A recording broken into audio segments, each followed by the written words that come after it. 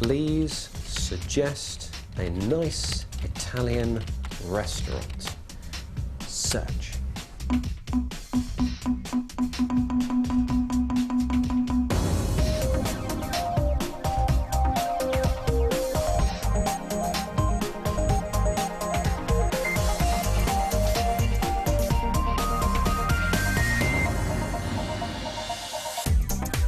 Sometimes you can have too much information. Well, this week, Click finds out if it's better just to ask your friends for help, not the entire world. Plus, as the planet goes crazy for the third dimension, we review the first fruit from a new crop of 3D laptops. And if they don't make your eyes pop, we've got a nifty way to choose a perfect colour scheme in Webscape. Welcome to Click. I'm Spencer Kelly. If you're a computer scientist, a mathematician, or a geek of any variety, then there's only one place worth working. Well, actually two. You can come and work for us, or you could head for the hills, specifically the ones south of San Francisco, where you'll find the tech mecca of Silicon Valley. And over the past decade, one outfit has risen imperiously and cast a long shadow over the rest of the neighbourhood. I'm talking, of course, about Google. And though it now wears many guises, it's not resting on its laurels when it comes to the business that gave it its foundations. Peter Price went on a quest to discover what lies ahead for search. It's just 13 years old, and already it's conquered the earth. A household name born in California. From humble beginnings at the University of Stanford, Google has come a long way.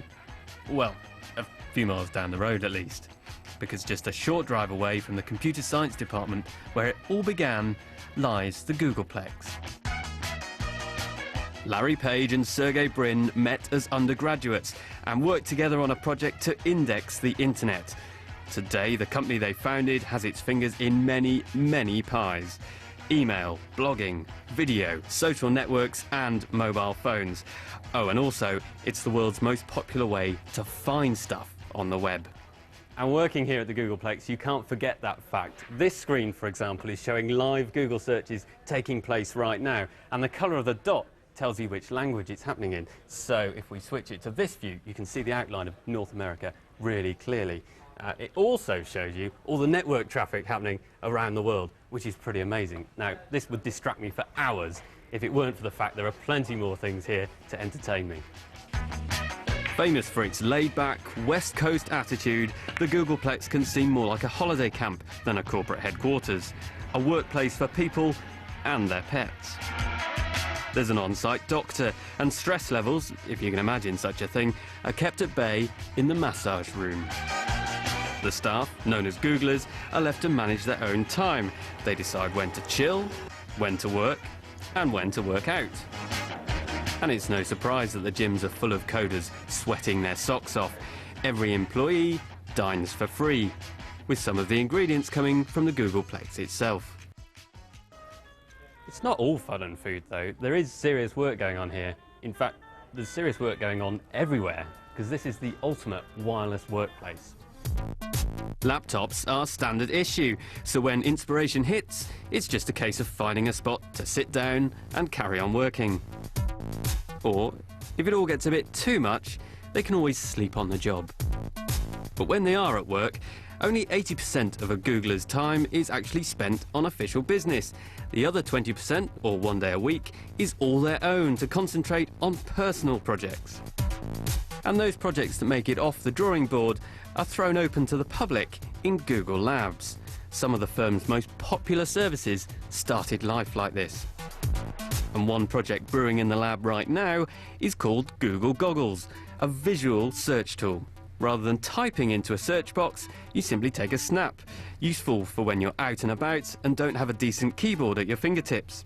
The processing takes place in the cloud, and after a short pause, a page of results appears, hopefully relating to the image you've captured. Information that's coming online right now is increasingly visual. So there are more images, more videos being uploaded by your cameras, by flips, what have you. So if our mission is to organize the world's information, we need to understand and process visual information really well. We know that humans are really good at recognition over recall. What that means is that we're actually pretty good at seeing recognizing that that's what we want versus having to describe in words and recall and try to remember what it is that we're searching for. As with all lab applications, Goggles is in beta testing, so there are tweaks still to be made. Taking a photo of this BlackBerry handset, for example, returned results for the US mobile network Sprint, probably because Goggles spotted its logo on the keypad. But despite its drawbacks, Google does have similar wizardry already working in its image swirl search. Images are inspected closely for familiar objects and related photos are presented from around the web.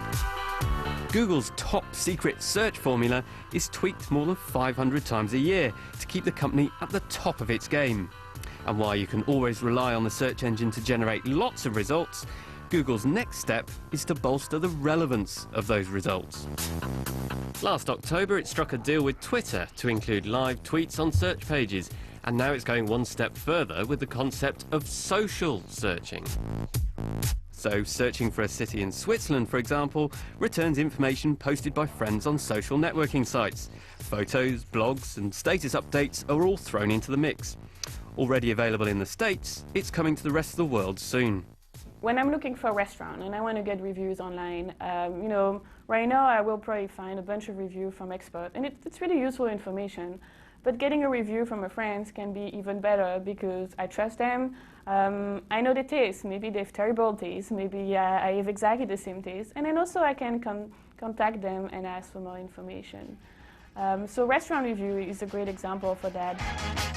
So in the future, leaning on your social circle could help you find what you're looking for, so long as you share similar tastes to your online friends. And ultimately, that you're prepared to hand those connections over to a giant corporation with an ever-expanding influence on our online life. Peter Price with a taste for the culture and technologies cooking at the Googleplex. So, visual search then. Doesn't look like it's quite there yet, but can you see yourself using it in the future? Let us know. Contact details coming soon. Now time for us to do our own trawl through some of the more juicy tech tidbits hitting the wires this week.